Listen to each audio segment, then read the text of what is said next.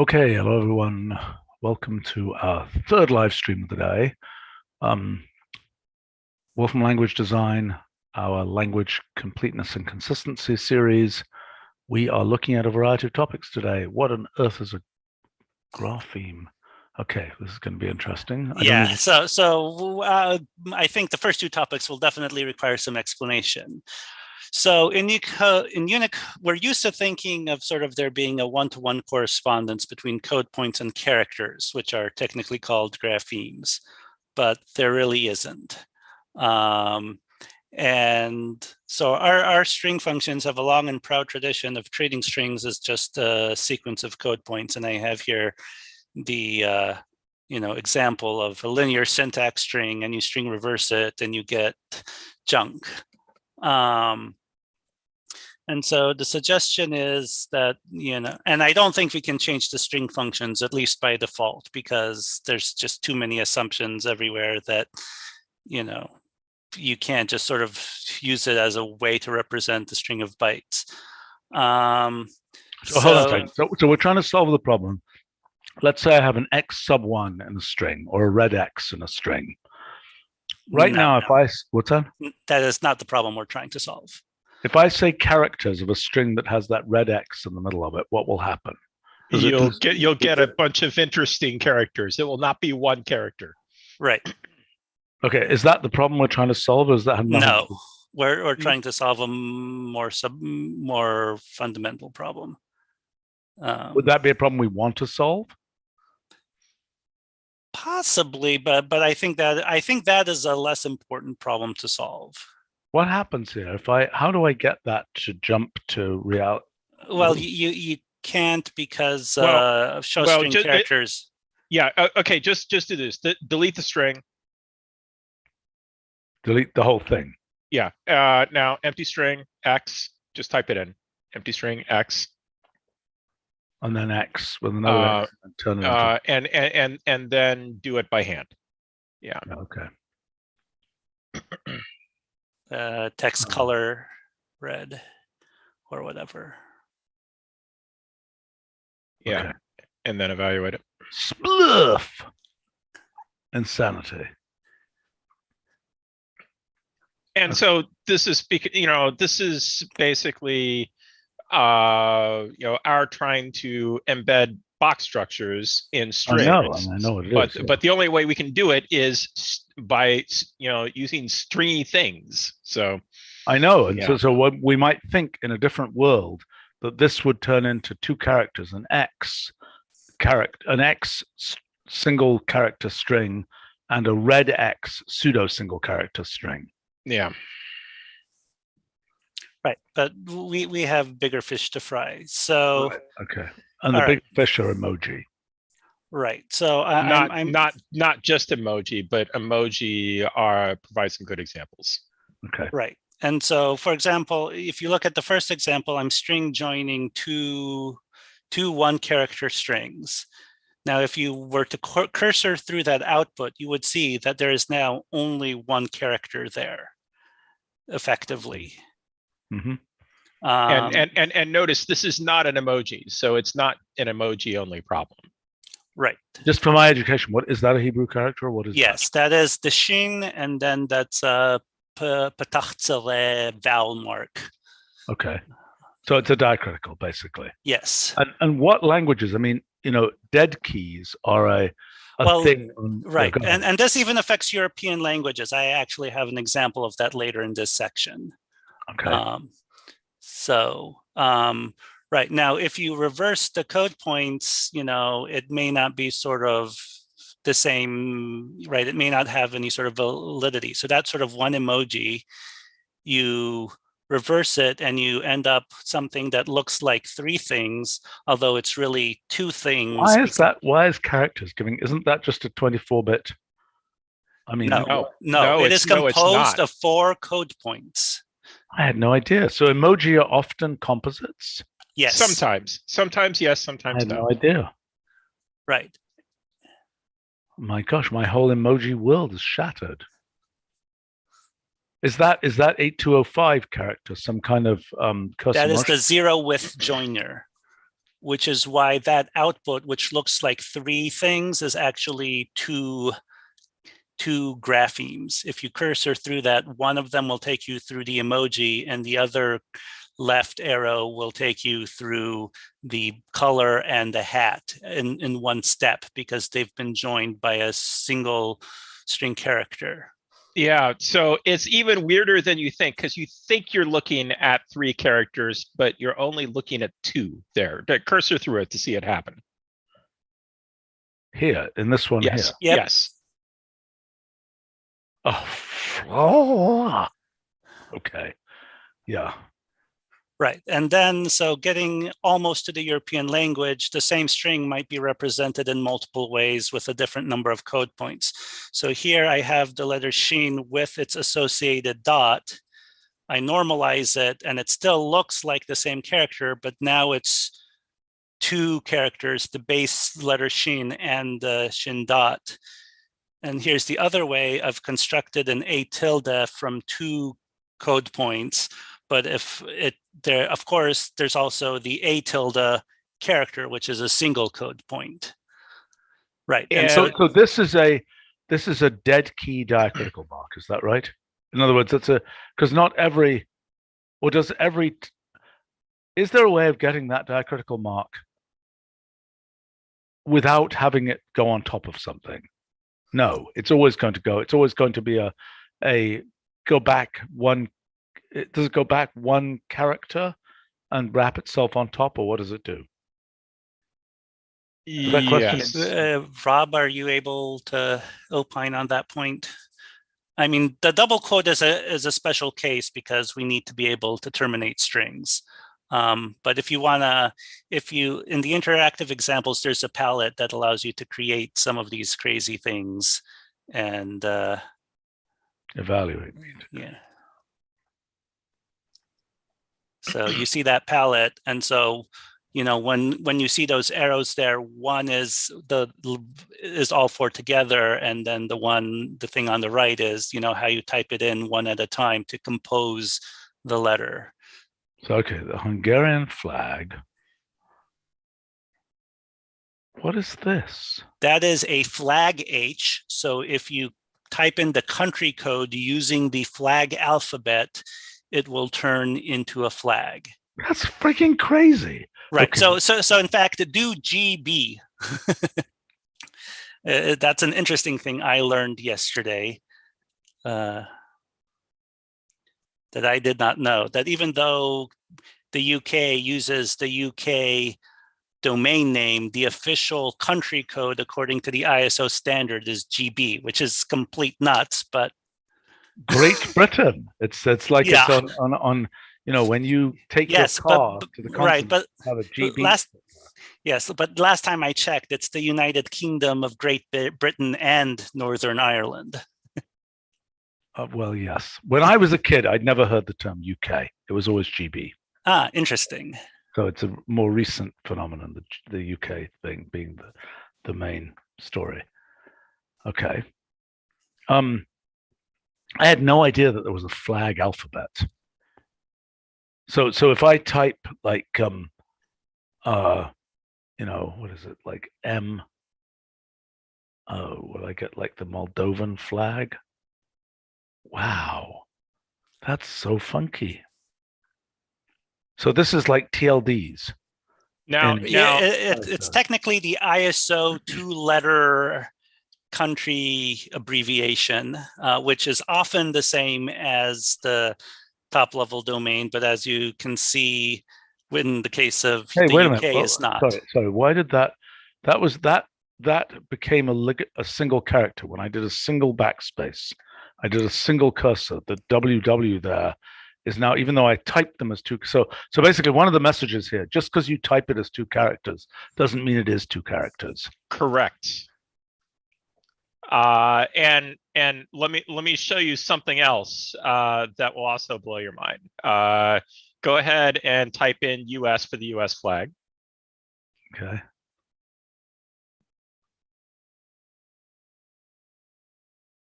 Now arrow to the left.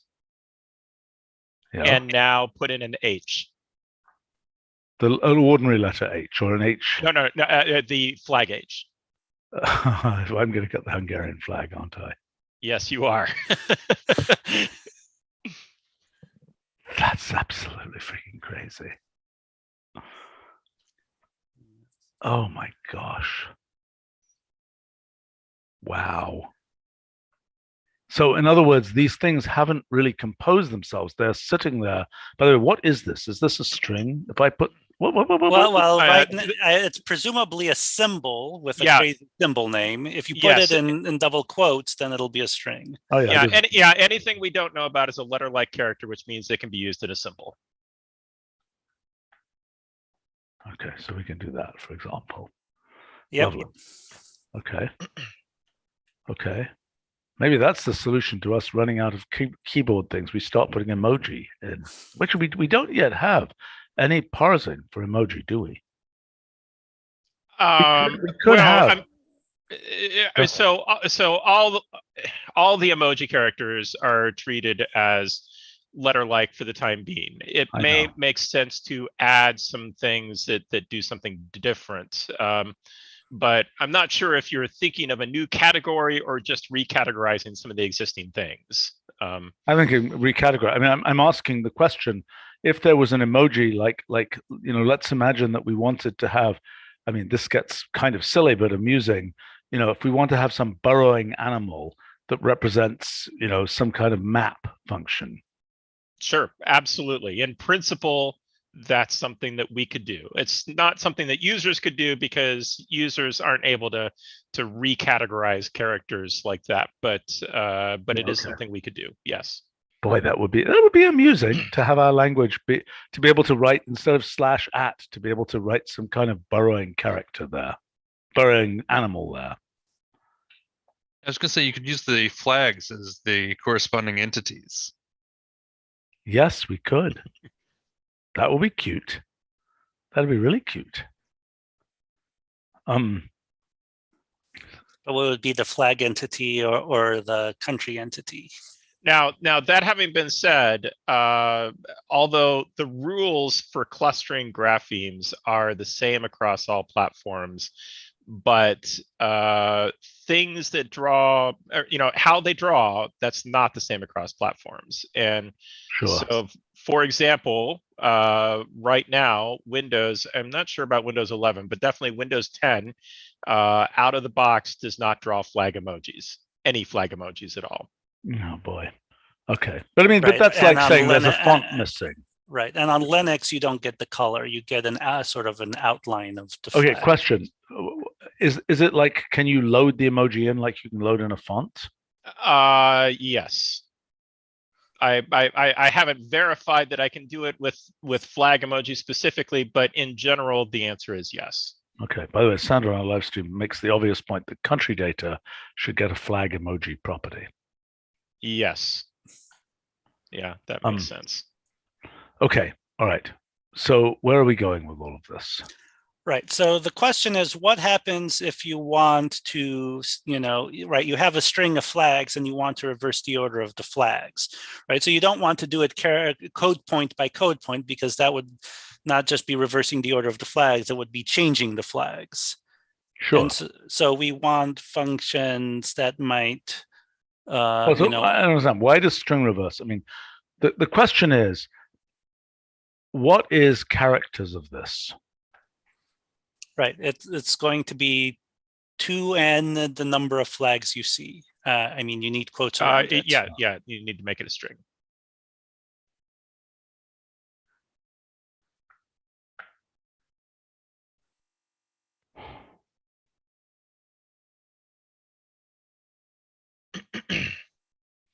And changing the default behavior is very problematic. And it's bound to cause all kinds of breakage. I mean, you assume that an individual element returned by characters is something that, when you do 2 character code on it, is going to return 1 value. For example, that seemed like a safe assumption before we started implementing graphemes, and but in the world of graphemes, it's not safe at all. Okay. What is your proposal? To have a whole new family of functions called grapheme whatever instead of character whatever? That is one possibility. I mean, I suppose the other possibility is some sort of option to To all the string functions. to all the string and character functions, extended syntax or right. I mean, but for many people, it's the do it wrong or do it right type question. I mean, in other words, if I just take this and I say string reverse of that, people are going to expect. I mean, people are not going to expect that. Right. So, I mean, if we were considering the possibility of sort of literal code points, arrow true or false, or whatever we want to call it, to do this, and the default behavior being do the obvious thing, that seems like the right thing to me. And your claim is that will break code. right. I'm well, unconvinced. maybe not a huge amount of code. I'm just unconvinced. because Nobody could have used this stuff. I mean, none of this would have worked before. Oh, you're worried about the corner case of somebody says, I've got, if I say, okay, so the question here is, what is string length of this? Yes. Okay, and that also has affected the red X story, wherever that was. right. Yeah. What's the string length of that? And right now, oops, string length of this here.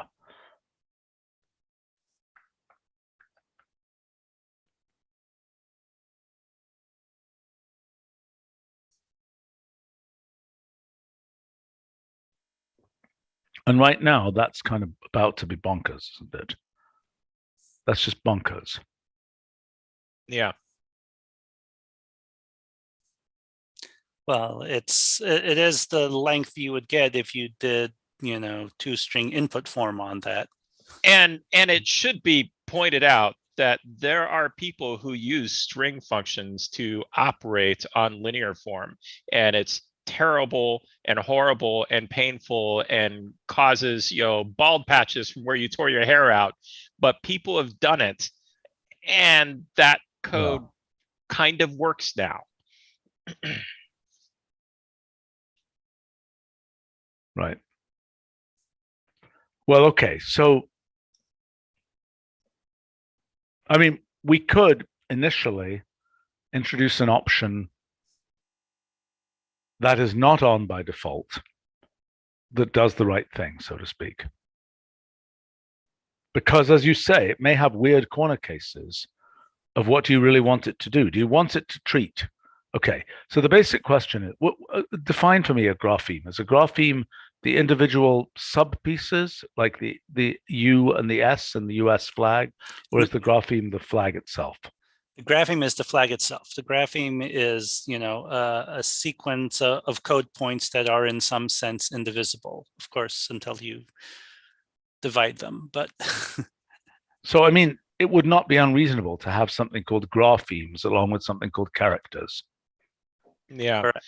What makes this a bit more confusing is that in the parlance out in the world of Unicode, that they, so they have graphemes and they have code points, and then when they say characters, they tend to mean graphemes. They don't tend to mean code points. Yeah. Right. Yes. Although they also talk about code points representing abstract characters. So I think it's a bit muddled one way or both ways. Okay. But so look, we've got and let me just sort of raise the question. So suppose you did right the example where I showed that sort of the same token can be represented in two different ways, right? As one code point or two code points. If you do string match queue of those two things, should that be true or false? I'm sorry. So that okay. With so this is, well, if it's represented two different ways, I mean, it's like algebraic expressions. All bets are off. Yeah. Now, I mean, if you look at what the Unicode Consortium has to say about this, they make this claim with the understanding that it's a lot of work on the people that are implementing these things, but they make this claim that those different forms of strings of characters should be considered equivalent. And they've proved that it's decidable. There's no series of things where that there is a canonical form. Is there okay? So let's imagine. So Well, there are multiple canonical forms depending on. I think there are 5 or 6 if someone remembers. Which basically end up deciding on certain things. Basically end up prioritizing certain decisions.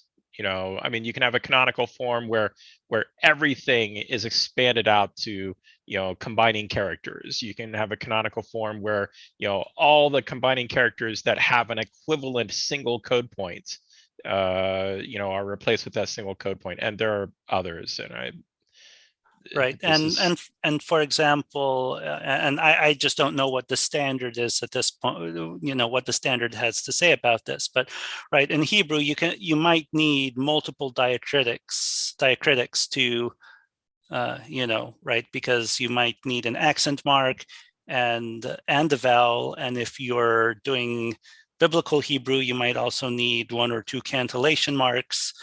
And so then does the canonicalization say what order those go into? I just don't know. Well, I assume it does. I mean, I know that, I think I've been told that Khmer is the language in the world which has the most collection of diacritical marks.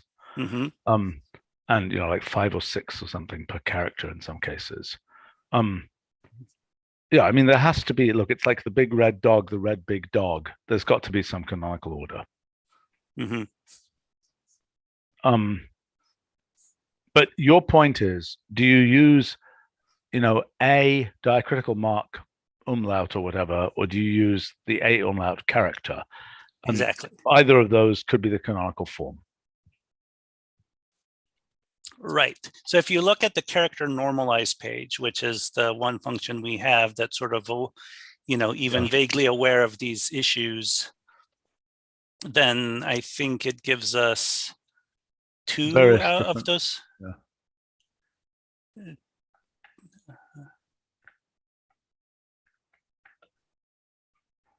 And it's experimental, so we can certainly change the name or change the implementation. Yeah, I remember these issues of yeah, and these 4 forms here are the same 4 forms if you go to Unicode, the Unicode website's page about normalization, you'll see those same 4 forms.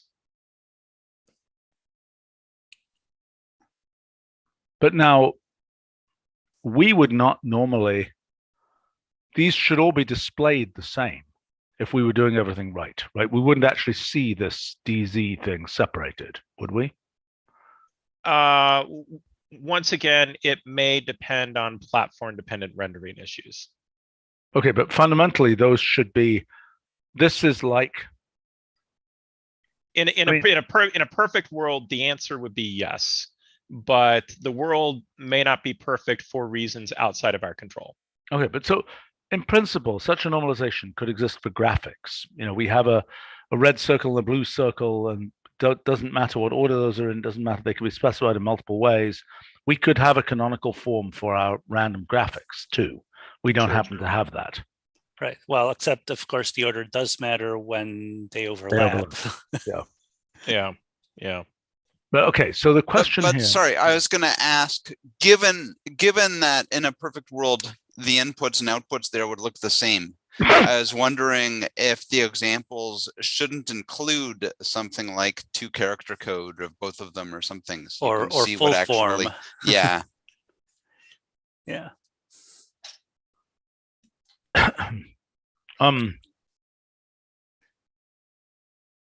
Yeah, well, right. Yeah.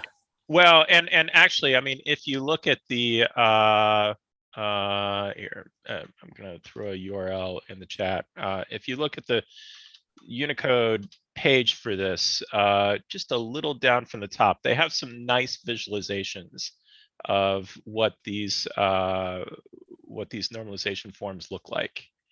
Yeah, I think we looked at this before.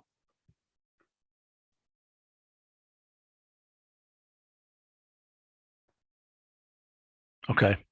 Well, anyway, but yeah. Okay, there we go. So, Oh, interesting. But- So they don't necessarily look identical, or do they? Right, because I see one I see as a ligature and the other is non-ligatured.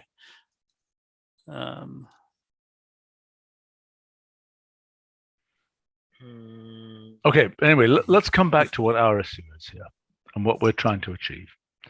So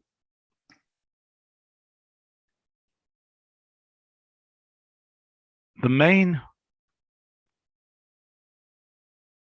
okay, I think string equality, look, we've got ignore case, which is a way of doing certain operations with, I mean, you know, ignore normalization or something, ignore character normalization or some such other thing, should be the one that tries to do the transformations, just like ignore case tries to fold the cases.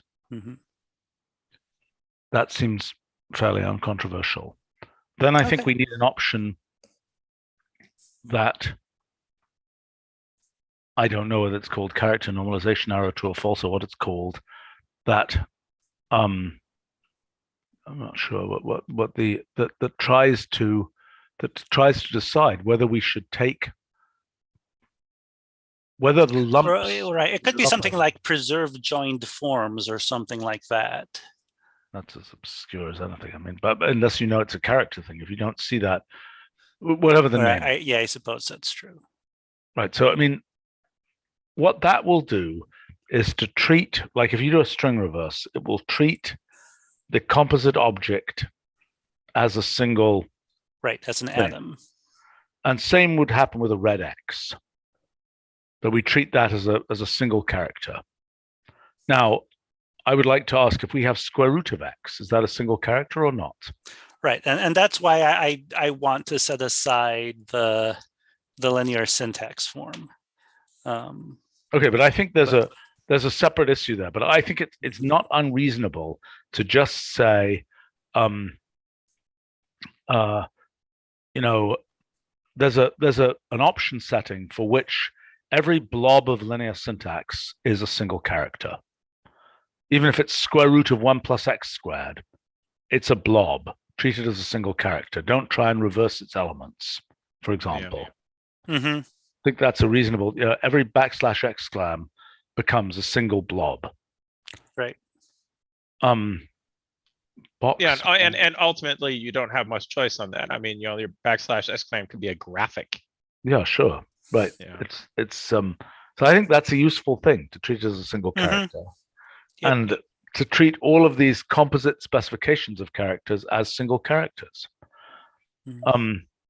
There's a question on the live stream about what about sorting? That is a total mess.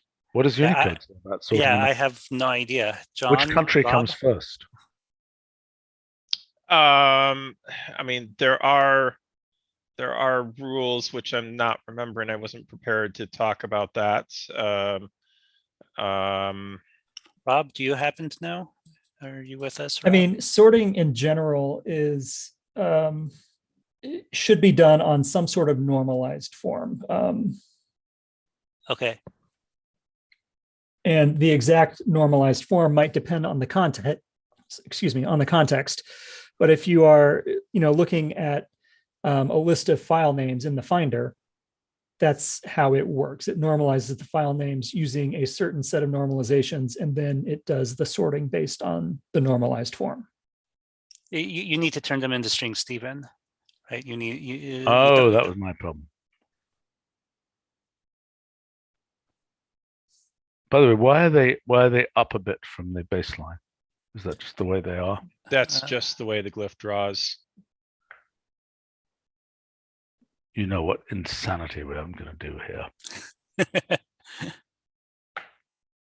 Oh my gosh. I see. I have to say. You need to string join that. String join it, yeah. And don't forget. I know. If we had percent modernization, I would be prompted, oh, look at that. Now my question is, look at all those flags. Now, how do I tell? Next question, how do I tell which one's combined? Well, in some sense, all of them did. I understand that, but yeah. but that's clearly a thing. But you're asking a question about rendering.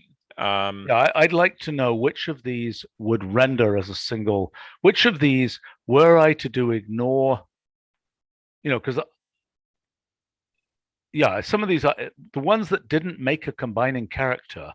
I don't think I want those. Look, if I have two disembodied things that didn't combine, like NM, for example, here, NN, let's say, I don't think that I want that to be treated as a single character under any circumstances. Just because there might be some rule that says, oh, if you happen to have this diacritic and that thing and that thing and that thing, they combine. If they didn't actually combine, I don't think I want them treated as a single character. Whether they combine can depend on your OS version, for example, right? Well, I mean, it depends on the font. It depends on the year. Depends where you are. Yeah, I mean, there may very well be. I wouldn't be surprised if there are some countries where the fonts that they have maybe include or exclude flags that are disagreed upon, perhaps. Yeah, okay.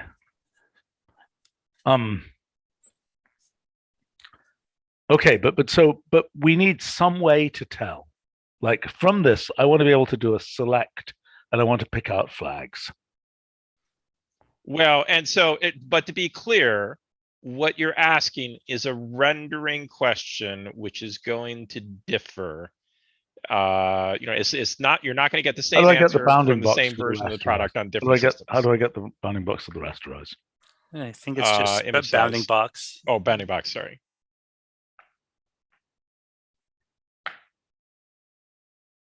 Why is this so damn slow? Because it's doing 200 or more than that. 26 squared, 676. Still, it is slower than I would expect, for sure.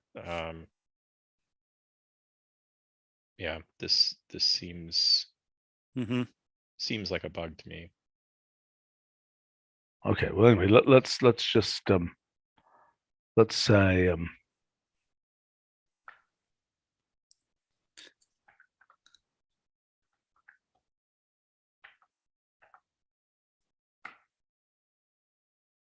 okay, so we've got the 17 guys here. I don't understand. Why are there 3 numbers? They're probably baseline. Oh, okay. It's a little confusing, but anyway. Okay, there's got to be a way to find out whether they combined more efficiently than my rasterizing. So just giving you an idea how this is currently implemented, we hand off the text to the operating system draws it. We never get any information about what actually drew, and what actually draws, as has been stated, varies by operating system and version of operating system and font installation and so on. Yeah, exactly. Yeah. So we don't currently have access to that information, and I'm not sure that there is a way to get access to it.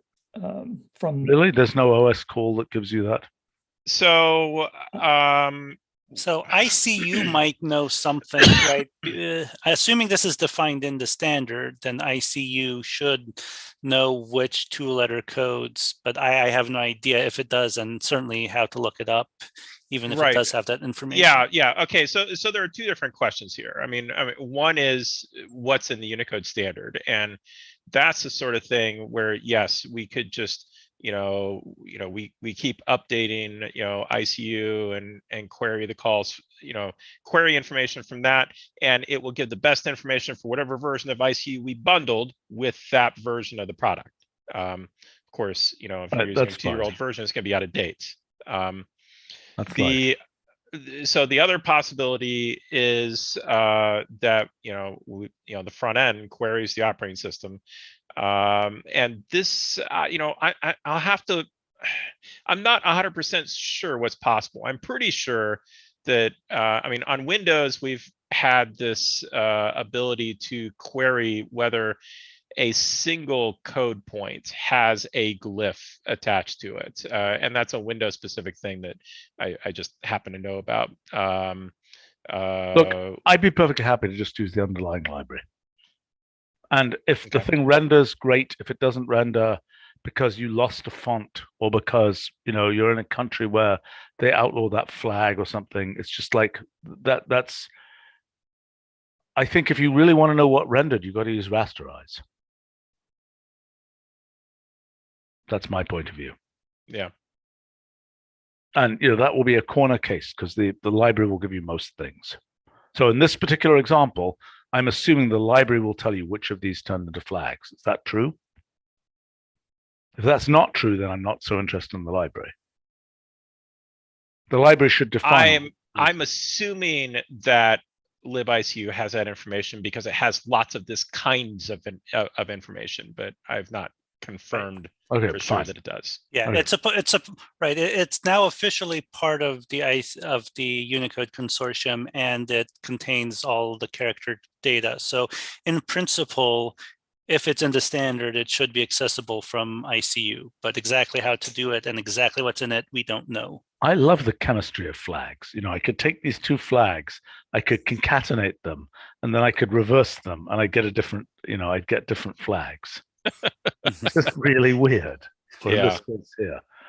Mm-hmm. Okay. All right. So look, seems to me what we need to do.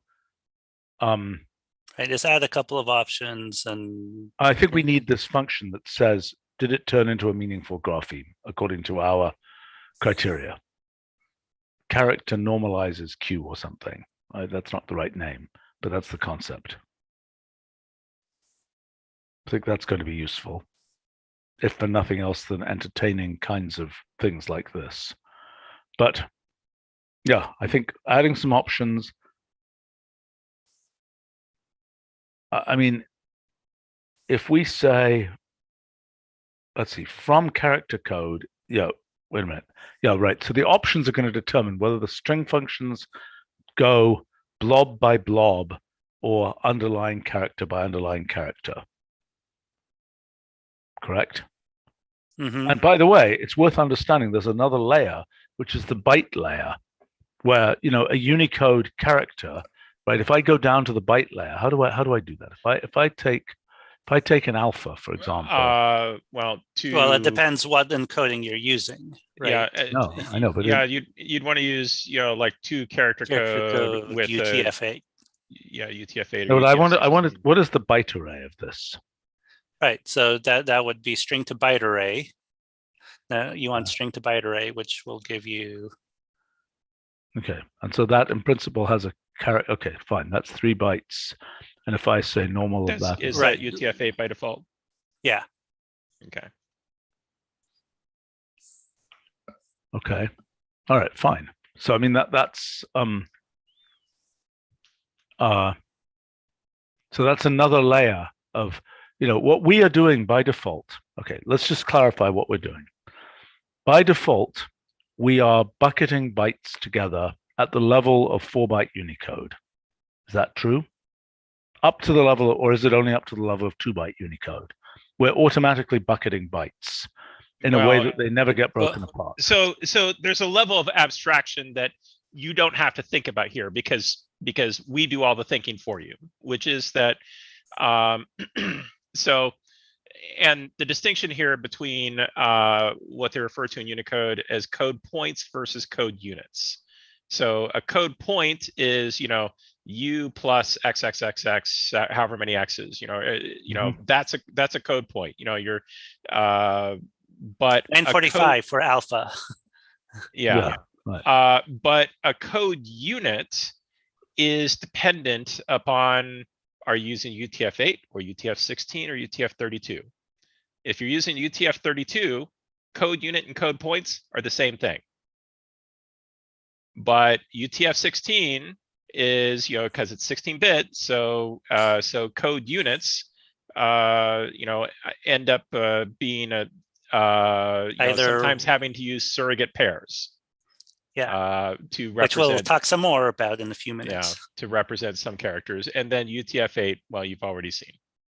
Yeah, you need between 1 and 4. Okay, but I'm just trying to understand. In what we've done previously, an alpha is a 2-byte character, but those 2 bytes are always glued together. Whereas the US flag is 2, underlying intermediate characters, not pure byte representations, which are not so firmly glued together. Oh, the US flag, yes. Yeah. Right, so there are 2 code points, which, if you did from or 2-character code on one of those flags, yes, you would see 2 numbers, each of which represent a code point, and then each of those could be some number of bytes depending on the particular, Unicode representation you used. The particular character encoding, whether it's UTF-8, 16, UTF-EBCDIC, which apparently exists. EBCDIC, which apparently exists for if you need Unicode on an IBM mainframe. Okay. All right. Okay. I think we've got some sense here. Yeah, I think we know sort of the general direction to head in. I don't know about string patterns. That could be fairly horrifying. Like, could you match on the first, whatever you're calling it, code point of the US flag? The way things are today, absolutely yes. I know. So I think you're bank switching here. You're either dealing with, in a string expression, you're either saying treat these as blobs, or you're saying treat them as the level of character that we are currently dealing with as characters. Which means, for example, in a string expression, I think it'd be very nice to be able to match on a on a graphic that is a inline cell, or what are those called? Wait a minute, what's the slash exclam called? Oh, linear form. Okay, right. Yeah. Okay, so then, so we're saying either you can match the explicit linear form as a blob, or you can match the individual characters. Now, and then we've also got an ignore character normalization, which will make it be like ignore case. Will make it kind of, normalize everything before the match.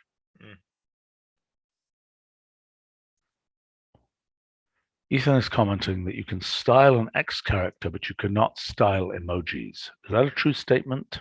You can, well, yes, depends on the emoji and the style construct is there, but once again, it comes down to rendering. There is no standardized way, for example, to italicize an emoji. Okay, so if I say this, and certainly changing the font color of an emoji doesn't even make sense. Yeah, that might actually work if you did it without just one of the regional indicator code points. Okay, so if I said something like style, oops, it might not, but it might. If I say an H there, funky. Okay, yeah. But so also, what if you'd done the flag, but background goes to red? Okay. That would work. That would work. Yeah, I would think that would. Yeah. So font rendering is doing 2 very different things. For color, what is called color fonts, but really color fonts means images of some sort. They might be they're typically bitmaps, although they might be SVGs. But the way that color fonts are rendered is very, very different from the way that monochrome fonts or the traditional fonts are rendered, and you lose a lot of functionality by displaying a glyph that's in a color font. Okay, that's just the way it is. Yeah, fine. But you will get some things. I mean, like, for example, font size. You can style something to change its font size that would absolutely work. Oh yeah, so it does. Why does it have all this border? Well, I can't even get the border. I see. And the baselines of these things are defined how? By the font, presumably. Yeah. Once again, that's coming from the operating system rendering. I believe that Apple's emojis are designed to all have the same metrics, which is why you have the space, extra space that doesn't seem like it needs to be there for a flag. There are glyphs that would use I see. Okay. different spacing. But so this down here, right? This cell is taller than it. I mean, if I say framed, my God, what just happened there? What the heck happened? Why is that D in a different color?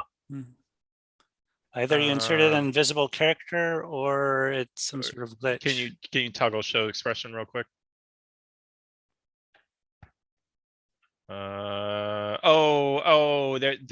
It's the style box. Yeah. I think it'll work. Actually, I'm not sure. No, that okay. it will. Well, if I put this in a, I get an error. Right. I am very confused. What's going on here. Oh my God! Did you see that? It wiped it out. Yeah. Well, so this. Well, this is why the work is in the prototype branch and not in the regular nightly build yet. So yeah, clearly we just encountered some. All right. So framed might show something weird there. Yeah. Okay. All right. Let me just look for 1 second at these.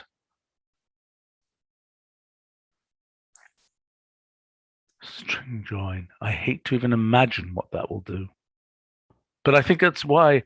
Well, I think string join is fine, right? The string join is fine, right? If we have a string partition, which I don't remember if we do, that might actually care. But string join, right? Okay, but remember, it's either blobs or not blobs. It's either blobs or characters. It knows what to do in each case. If it's a string partition with blobs, it will count the blobs. If it's with characters, it counts the characters. Right. And it's all good. Okay, this looks reasonable. Okay. Naked surrogates. That sounds like. Okay, so this is another sort of horrifying story. Sounds like some dystopian something or other. Okay, never mind. Yes. So it's supposed to be more reminiscent of naked singularities. So Unicode 1.x 16-bit. And so all values between 0 and 2 to the 16 minus 1 were valid code points. And early adopters like us and Windows NT allowed strings with all of those code points. Later editions of Unicode are 32, quote unquote, 32-bit. And therefore certain code points below 2 to the 16 were set aside as no longer being valid code points to be used as the so-called surrogate pairs that, if you use the UTF-16 encoding, you take one from the low half and one from the high half, and you stick them together, and that's how you encode things in the upper ranges of Unicode. And sort of a byte sequence is ill-formed if it encodes one of those values as a code points. Now, isn't this similar to the UTF-8 story, that it's using something as a, if I'm not, how does UTF-8 work? UTF-8, well, it's not quite the same thing, but I mean, it is certainly the case that, not every string of values is a valid UTF-8 string. Right. And so similarly, not every string of 16-bit values is a valid UTF-16 string. There are, because it's only valid if those, that string of values renders a series of code points. And if you get, like an isolated lower surrogate, then that's not a valid code point, and therefore it's not valid UTF-16. Right. Yes. Right. Okay. And now basically we can represent the code point for a surrogate, for a single surrogate, just fine. In fact, in UTF-8, you could theoretically encode these code points because these are just numbers, in the 50,000s, which are very easy to encode using UTF-8. So the problem is what happens if you create a string that contains, right? So a valid string for us would never have one of these code points because either you would have, an actual I get it. character, If right? you slice it, yeah. If you're in character mode as opposed to blob mode, and you slice off one of these, and you have a naked one of these, an unpaired one. No. It's not a character versus blob, right? It's if you had something that's actually a character, actually a valid code point, then it would not be in this range. It would either be above or below, right? Yes. And irrespective of whatever our internal encoding is, which is a variant of UTF-8, if we want to talk about that. I don't know I guess the front end uses UTF-16, but the kernel uses a variant of UTF-8. And so, right, if you do, basically what happens if you do from, 2-character code of 56,000, right? That's not a valid character. You can't have a string that contains that character and still be a valid Unicode string. Yep. And so then the question is, but, in the past we allowed this. And so now the question is, well, how does it print? Well, that's what I'm showing you. Right, so that pink box is one of those characters. So I'm sorry. So if I say from character code of 56,000, yep, I'm pink, and I'm buzzing like this. Yes. Well, and so the underlying issue is, come now, guys, you can do better than an error of unspecified nature occurred. But then the question is, what before we put in the not insignificant effort to do better than that, we need to decide what the end goal is. And if you do now %//input form, you'll get nothing. And I could stick in the debugger and try to figure out where that output went, but the short of it is, we're sending around junk, and so we're getting random bad behavior. It will just crash. Well, and actually, in fact, MathLink is an active player here, because MathLink, if you say you want to receive something as UTF-16, it's going to confirm that what you have is actually representable in UTF-16, and it's very picky about making sure you follow the standard. And if you don't, instead of giving you something that might not be UTF-16, it will give you an error. Oh, gosh. Well, look, my immediate response would be, just as if you give me something for which I do not have a font character, it will show up as some weird, non-printable thing. I would have expected the same to be true here. Just as, since you're showing me that the US flag, when broken apart, is a U and an S, I would expect here that the naked, broken apart character, combiner character from the 16-bit pieces would just be a disembodied, naked surrogate, as you're calling it, and that we just would display as some kind of, I'm not available character. Right. Why wouldn't that be the case? Other than the fact that it's hard to track down all the places in the code where the assumption is made that the thing is valid. I mean, I think that is in principle doable. John may have opinions on that. Well, the problem is, how do you represent an invalid code point using only code points?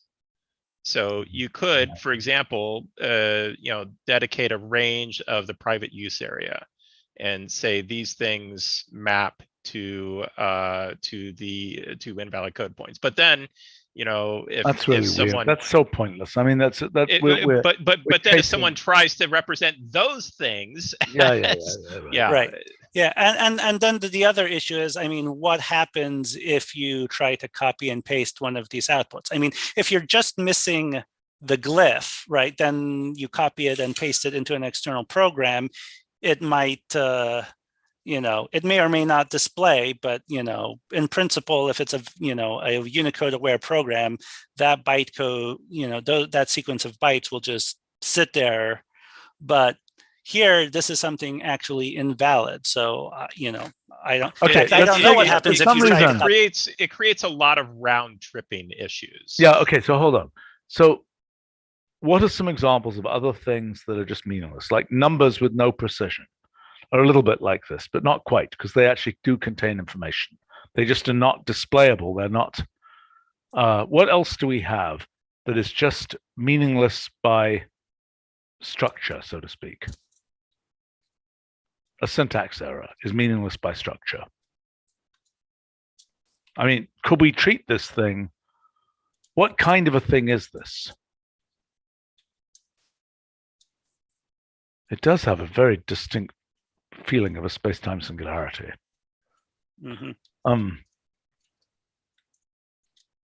God. Okay. All right. So yeah. And to be clear, I mean, I think it's pretty straightforward to have sensible error handling around this, but error handling as opposed to make it a freaking error handling that doesn't round trip is straightforward. Let's just make it a freaking error. I mean, that to me is the thing is. So from character code would return an error rather than a string, or none or something, is what you're saying. Sorry, say that again. I got distracted. What? That from character code, the 56,000, rather than returning a string with junk in it, would just fail, is what you're suggesting. I think it would just fail. Okay. Now, where else can you get to that? Right. So, So you can type these in, right? You could do whatever is this right. So the front end would need to know to not reject it. Just don't parse it. Right. To just leave it as. What other hatches do we have to batten down, so to speak? I feel like I could construct one of these things using JLink. I might be misremembering, and it might actually be that I can try to do that and then I crash things. But I would wonder about. Okay, but what about links. things where you're taking? Okay, that's one thing.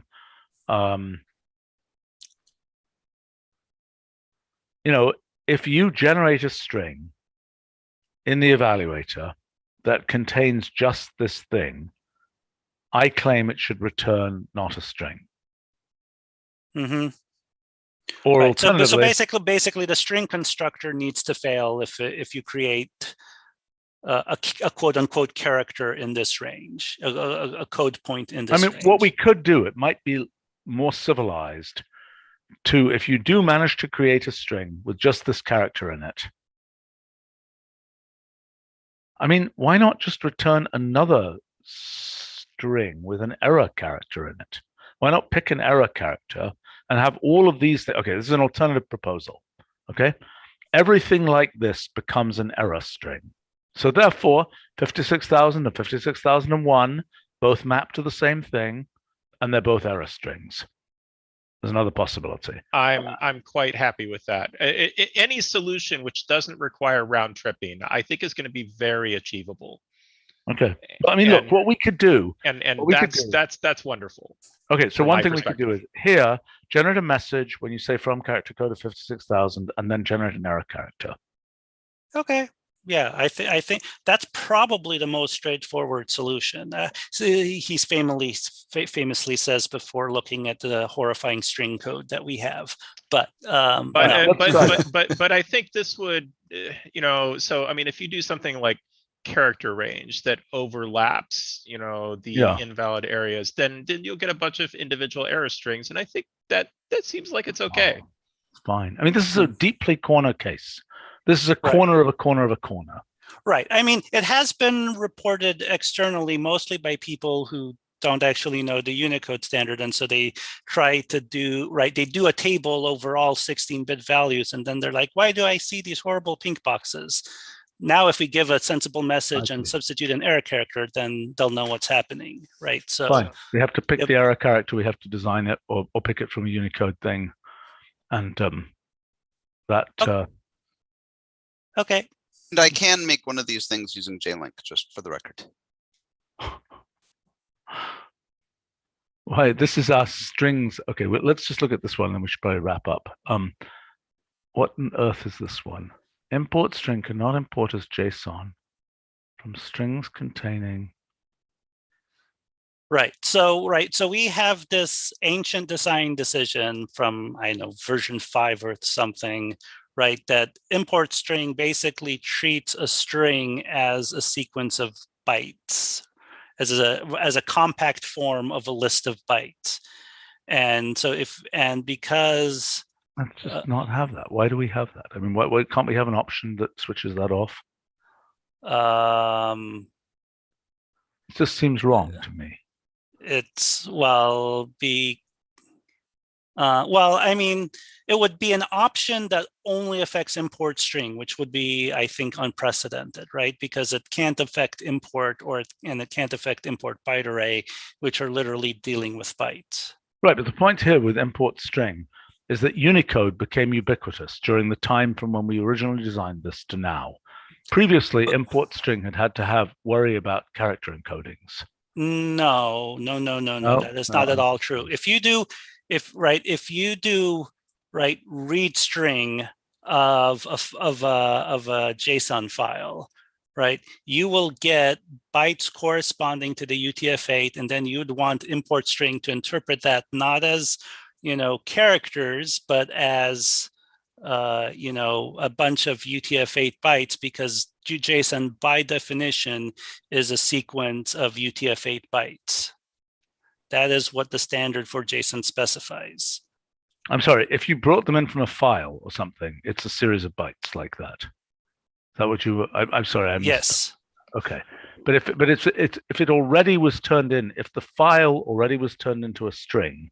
No. If you do read string on that file, it's a bunch of bytes. Okay. Right.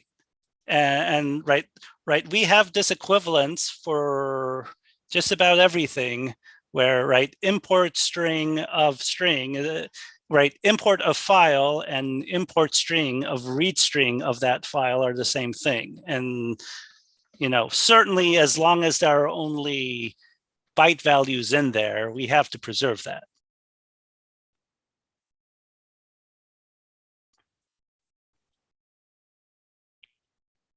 I don't understand why. I mean, maybe I'm probably frying out from too much of this, but in this case, why are we this obnoxious? Why don't we just say, okay, it's a Unicode thing that was that, and let's just interpret it as Unicode.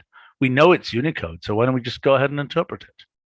Because that's not valid JSON, right? That's a Wolfram language string that looks like JSON but isn't JSON.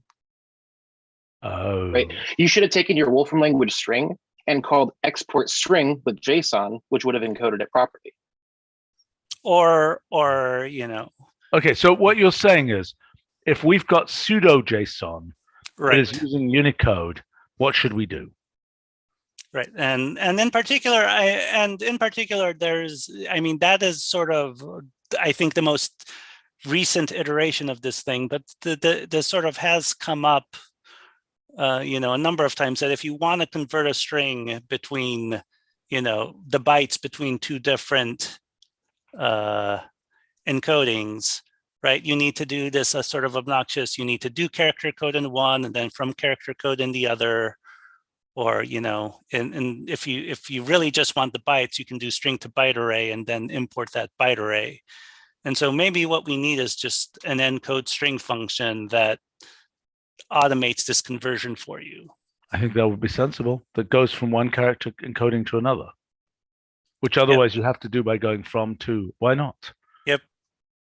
That seems sensible to me. I think that in this particular I think using that as a suggestion in this case is misleading users, though. Which suggestion? Why? Because they already have something that isn't valid JSON, and we're just trying to kind of fudge it and make it look like it's JSON. Well, They ended no, up wait, with wait, from but the kind of a u- weird no, scenario that they but- should have backtracked from.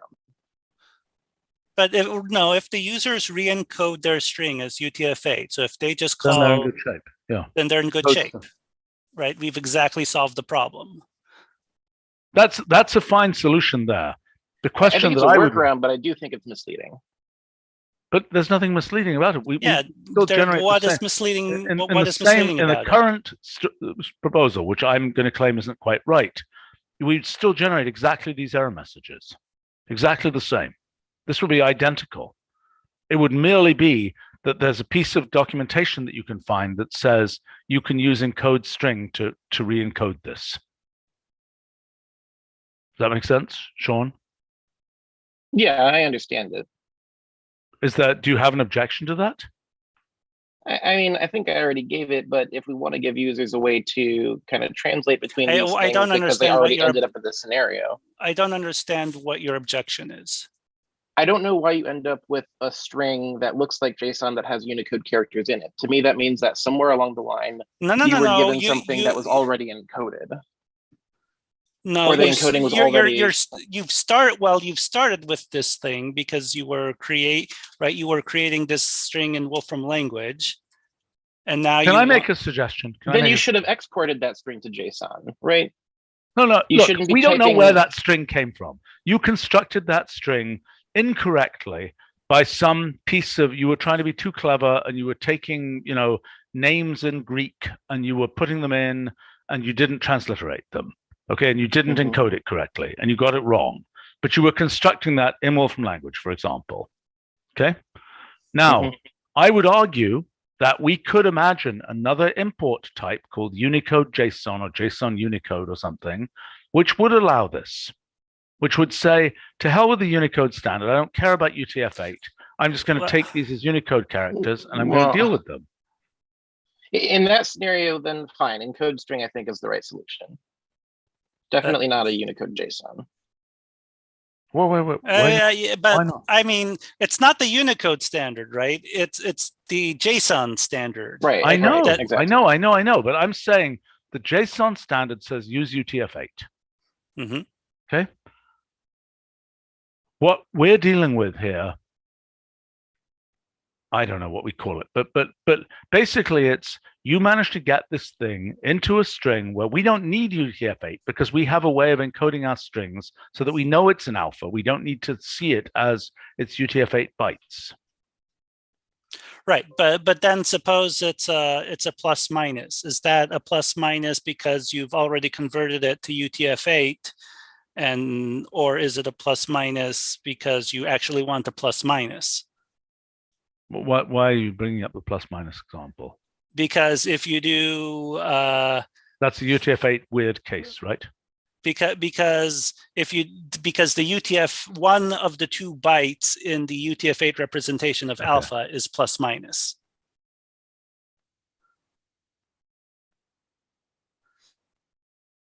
Okay. I think we have to continue this another time. I didn't mean to get us off track. Honestly, I think the encode string solution is perfectly fine. All right. I mean, I think encode string is a useful function anyway. I agree. And I think, whether these messages are quite right for the import string thing. Yeah, we could definitely do better on the error messages. Yeah, I don't have 3 messages. And they're, I mean, if you look at the tags, they're JSON specific. So we could certainly add a dedicated message page for yeah, these. but also don't generate 3 messages. Yeah. For 1 character. I did not write this code. I just discovered that there are 3 messages last night. So I don't disagree with you. I'm just don't want to be held responsible for it. Fair enough. Okay. All right. Good stuff. Well done, everybody. I think that's probably everything we can fit in for today. Let me know. Okay. Thank you. All right. Okay. Sounds good. Thank you. Thanks to folks on